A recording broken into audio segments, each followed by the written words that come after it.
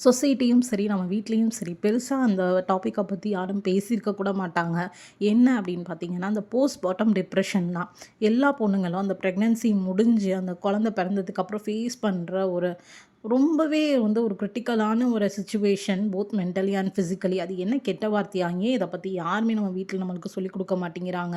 இப்படி சாப்பிடணும், அப்படி இருக்கணும், இப்படி பிஹேவ் பண்ணணும், இப்படி ட்ரெஸ் பண்ணணும், அப்படிதான் நம்ம ஹேர் ஸ்டைல் பண்ணணும், இப்படிதான் இருக்கணும் அப்படின்னு சொல்ல தெரிஞ்ச சொசைட்டிக்கும், வீட்டுக்கும் ஏன் இந்த மாதிரி விஷயங்கள சொல்லி தர தெரியல அப்படிங்கிறது எனக்கு இப்போ வரைக்கும் ஒரு கொஸ்டின் மார்க்கா தான் இருக்கு.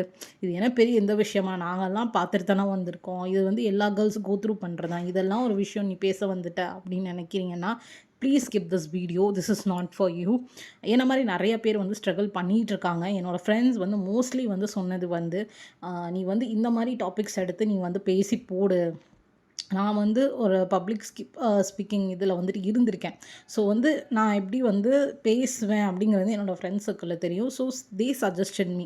ஸோ இன்ட்ரெஸ்ட் இருக்கிறவங்க நம்ம சேனல சப்ஸ்கிரைப் பண்ணி வச்சுக்கோங்க.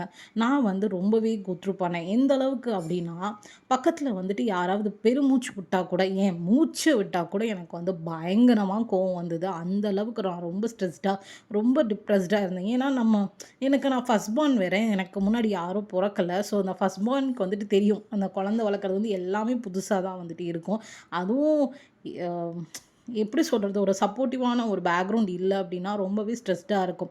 நான் ஒண்ணையும் கூகுள்லயும், யூடியூப்லயும் பார்த்து பார்த்து தான் நான் இப்போ வரைக்கும் என் பிள்ளைய வளர்த்துட்ருக்கேன். இப்போ என்னோட பொண்ணுக்கு 2 இயர்ஸ் ஆகப்போகுது. ஸ்டில் நான் அந்த டிப்ரஷன் அப்படிங்கிறதுல நான் இப்போ தான் கொஞ்சம் கொஞ்சமா வெளிய ஒரு அக்செப்டன்ஸ் ஸ்டேஜ நான் ரீச் பண்ணியிருக்கேன். நெறைய லைஃப் ஸ்டைல் மாடிஃபிகேஷன்ஸ் நான் பண்ணியிருக்கேன். இப்போ நெறையா மென்டலியும் சரி, ஃபிசிக்கலியும் சரி நான் நெறையாவே நான் இம்ப்ரூவ் ஆயிருக்கேன்.